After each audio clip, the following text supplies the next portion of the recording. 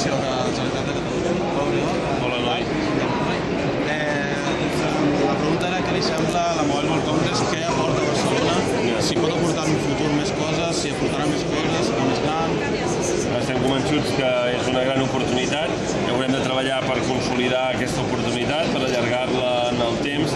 És una oportunitat perquè és un pol d'atracció de talent d'arreu del món cap aquí, perquè ens permet projectar la nostra capacitat creativa que surt de les nostres universitats i de les nostres empreses, els nostres enginyers, etc., doncs de projectar-los arreu del món.